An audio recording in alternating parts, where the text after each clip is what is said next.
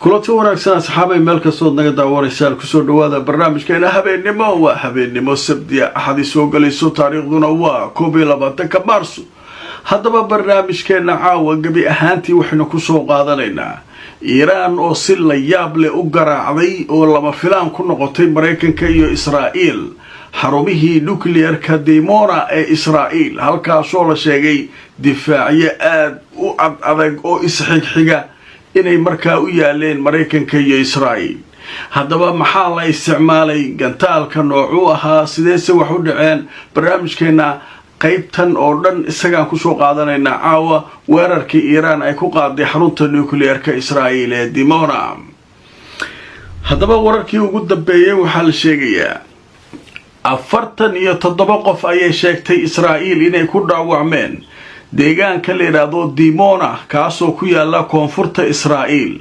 kadib markii weeraro dhinaca sawaariiqda ah ay Iiraan ku qaaday halkaas warbixinta way sii socotay waxaa la leeyahay deegaanka Dimona ayaa la sheegay gantaalada Iiraan inay ku dhaceen caawa waxaa isqabsaday siiriga digniinta ah goobo ballaaran oo markaa ku yaala koonfurta ilaa naqab ilaa meesha la yiraahdo jaliilka dhinaca waqooyi kanaalka 12 ee Israa'iil ay leedahay ayaa wuxuu sheegay in tiro ka tirsan ama tiradada ay ku dhaawacmeen oo tirada hadda ay marayso 47 qof 12 goobood oo ku yaala Dimona ayay ku dhaceen gantaalada iyo firirka gantaalada Iiraan magaalada la yiraahdo Dimona halkaas ayay ku dhaceen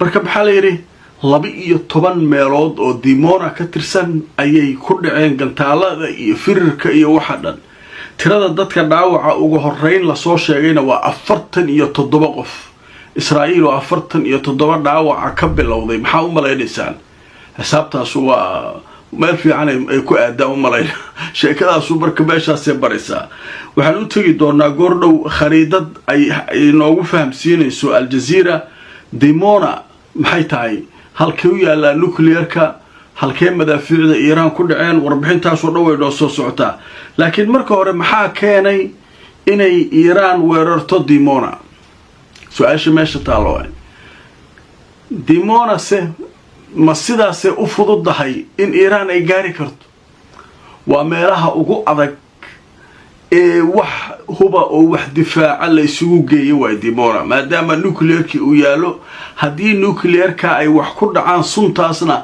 yuhuud fara badan ay u dhiman karto sidaa daraadeed Mareykan iyo Israa'iil waxay u sameeyeen difaaciyo gantaalaha difaaca qaybta koobaad qaybta labaad qaybta saddexaad isku xirxiranaa loo sameeyay say ku timaado Iiraan way dhib badan taala lahaa xoogga waxay saareen inay halka ilaaliyaan magaalada Tel Aviv iyo meeshaas waxa u muhiimsan meeshaas sababtoo nuclear-kaas meesha ku jira haddii suntiisu soo baxdo dad badan ku dhimanaya yuhuuda waa lagu baabaaya marka meeshaas aad loo ilaalinay Iiraan marka hore waxay u sheegtay haddii nuclear-keeda meelo kamida la soo weeraro inuu nuclear-ka Israa'iil iyaduna u maqay way iska hadlaysaayeen ma meeshaan ay ma kartaa intaasoo difaaca yaale saakaya Israa'iil diyaaradaheedu waxay bambooyin ku tuureen xarunta Natanz la yiraahdo ee nuclear-ka meel u dhow ay ku dhaceen bambooyinka xarunta laftirkeeda kuma dhicin alle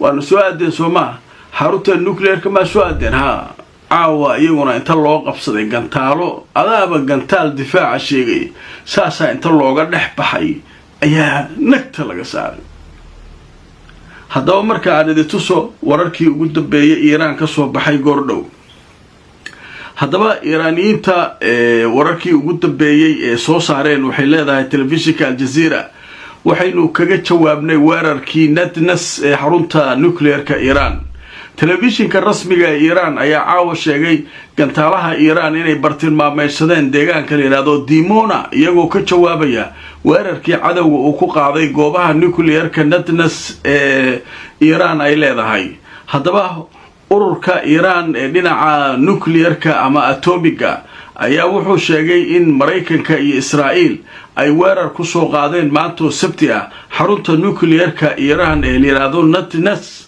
iyaguna ay caawa jawaab adag arrinkaa ka bixiyeen oo ay siiyeen. waaye qaybtaasu marka sida weerarku u dhacay iyo sida sababta keentay weerarka waa aragnay.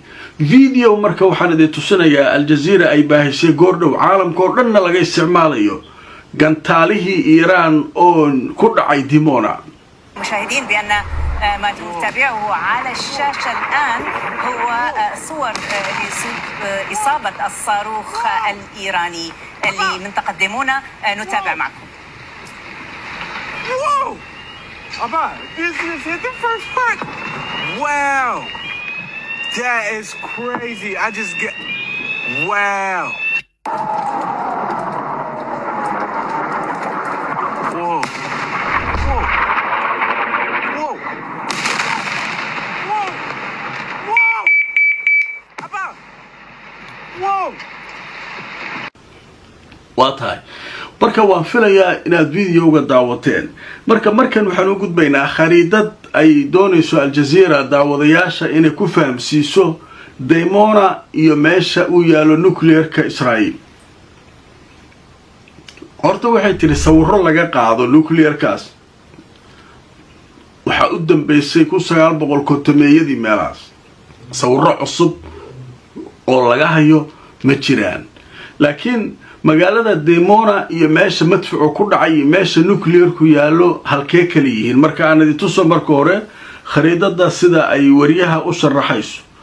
haddaba gabadha wariyaha waxay leedahay magaalada Dimona waa tana. marka hore hal qayb waaye. marka kor laga sawiro Dimona waa magaalada la yiraahdo Dimona waa magaaladaas dhanka koonfurta Israa'iil ayay ku taalaa. waayahay sawirkan kale ee khariidada wuxuuna tusinayaa Dimona iyo meesha nuclearku yaalo inay laba meel kale yihiin oo isla laakiin magaaladii ay tahay. magaalada meel waxoogaa ka soo baxsan ayaa waxaa yaala mafaacil nawawiga ama nuclearka meesha goobaabinta la geliyey waa meesha nuclearku yaalo ee isla magaalada ka tirsan yahay, laakiin magaalada xoogeeda meeshaas waaye oo iyadana Dimona ay ku qortahay. marka labada meel waa marka nuclearku meel geesa ayuu ka yaalaa magaalada. markii hore loogu talagalay si hadduu shucaac iyo wax bixiyo magaalada uusan saamayn markiiba ugu yeelan. waayahay marka hawshu ay halkaa marayso khariidadu waxay sidoo kale na tusinaysaa halkee marka wax ka dhaceen marka meesha sidee wax u dhaceen. haddaba marka waxaa leeyahay masaafada ay isku jiraan labada dhinac meesha magaalada ah iyo meesha nuclearku yaalo waa 13.9 kilomitir ayay isku jiraan la leeyahay meeshaas waaye. marka gabadha waxay leedahay marka meesha uu ku dhacay hadda madfuucu ku dhacay waa magaalada hadda meesha gacanta ku hayso la leeyahay Dimona oo guryaha uu ku baabi'iyay dadka uu ku dhibaateeyay ku laayay madaafiicdu halkaas ay ku dhaceen. laakiin meesha kale waa meel u dhow 13 kilomitir bas u jira mafaacilka. marka arikaan marka muxuu yahay way ugu talagaleen alle Iiraaniyiinta sida hadda dad badan ay qabaan nuclearka toos uguma dhufanin. macnaha waa fariin digniin ah difaacyada ay sheegaysaan nama celiyaan ee nuclearkeena isku imaanina. maalinkii nuclearkeena aad adigu wax ku dhufataan oo shucaac soo daayo sun soo daayo kana annagana ku dhufanayna waay. ayagu saaka kuma dhufan nuclearka meesha bacriminta u yaalay nadniska kuma dhufan, laakiin agtiisa weerareen. ayaguna kuma dhufan laakiin agtiisa ayaa la weeraray. fariin iyo jawaab la isku diray marka su'aal iyo jawaab ayaa la isugu jawaabay. waatii saakay uu Putin inta hadlay uu cambaareynayay weerarka lagu qaaday goobaha nuclearka Iiraan oo lahaa khatar oo keeni kara gobolka oo dhan nuclearkiisa badbaadin. isagu wuxuu ogaa inay weerari karto Iiraan nuclearka Israa'iil. marka xaalku marka halkaas ayuu marayaa. caawa waa la kala jugtaa la iska geliyay marka Iiraan oo sidaas ay ku aarsatay. haddaba wararkii ugu dambeeyay ayaynu u gudbaynaa saacadihii la soo dhaafay. afhayeenka xarunta Khaatimul Anbiyaa ciidanka ilaalada kacaanka ayaa wuxuu sheegay inay Iiraan weerar ku qaaday goobaha kaabayaasha dhaqaalaha sahyuuniyadda sida uu yidhi. waxaan sidoo kale weerarnay ayuu yidhi goobaha shidaalka ee eraboorka bangorion ee caasimadda Tel Aviv ayaanu weerar ku qaadnay. marka wuxuu leeyahay bunya taxtiya ayaanu weerarkeena ku qaadnay. marka bunya taxtiya waa kaabayaasha dhaqaalaha meesha ah. haddaba marka waxaa kaloo aan idin tusinayaa Iiraan waray soo saartay war dhinaca militariga Iiraan laga helay. waxaa uu yidhi in la qaaday waxaa la qaaday ayuu leeyahay wax kasta oo naga hor istaagaya meeshaan rabno inaanu weerarno.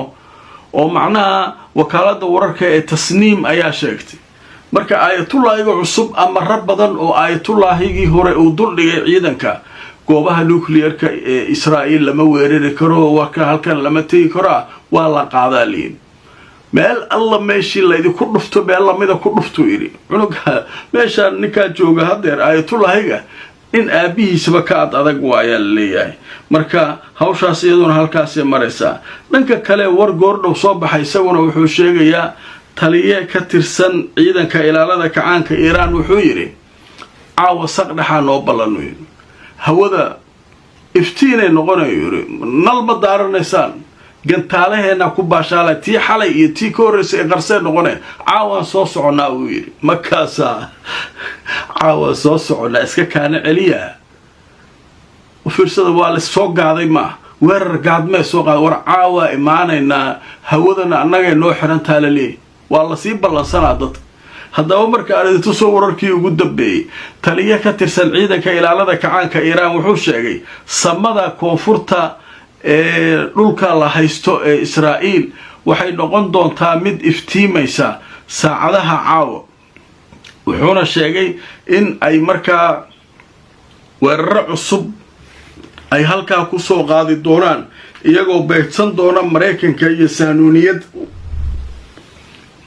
ujeeda. waxaa leeyahay caawa idii imaanayna samada nadaa ka dhigayna midda idinku dhigno waa la yaabaa. nimankii marka godadkii dhulka hoostiisa ka soo dhabaalayeen kulatu wanaagsan asxaabay meel kastoo aad joogtaan kusoo dhawaada barnaamijkeena habeennimo. haddaba caawa barnaamijka qaybaha ugu dambeeya ayaanu maraynaa. waxaynu ku soo qaadanaynaa imaaraadka oo sheegay weeraro kaga yimid dhanka Iiraan inay ka hortageen tallaabooyin kalena ay qaadeen. haddaba aan idin tusoo jirnada la yiraahdo ra'yul yawm waxay leedahay imaaraadku waxay sheegeen inay ka hortageen gantaalo iyo diyaarado drone oo dhanka Iiraan ka soo weeraray imaaraadka.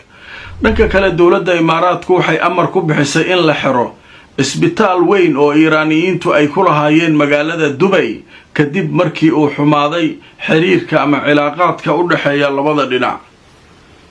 isbitaalkooda xirinayn isbitaal maxaa meeshaan nimankan Iiraaniyiinta isbitaal ugu fadhiya isbitaal Dubai ku yaalo niman ganacsatada Iiraaniyana leeyihiin ayaa waa la xiray. isbitaal haddii la xiray haddii kale maxaa naga galaynaa annaga meeshaan ma dhaafayno jugtaa ka gelinaynaa leeyihiin. haddaba marka sheekadaas halkaysa mare wararkii kale ugu dambeeyay waxay sheegayaan in maaragtay Mareykanka ay wadaan wada hadallo in ay dhex mari doonaan Iiraan iyo Mareykanka oo hadda wada hadalladaas qaybahoodii hore ay ka shaqeynayaan Witkoff iyo Kushner haddiiba ay suuragal tahay in arrinta wada xaajoodka lagu laabto. haddaba waa arki doonaa wixii warar soo kordha. xarumaha nuclearkana waxaan u malaynayaa la isweydaarsaday weerarada inaa fahamteen. intaan mar kale kulmayno nabadgelyo.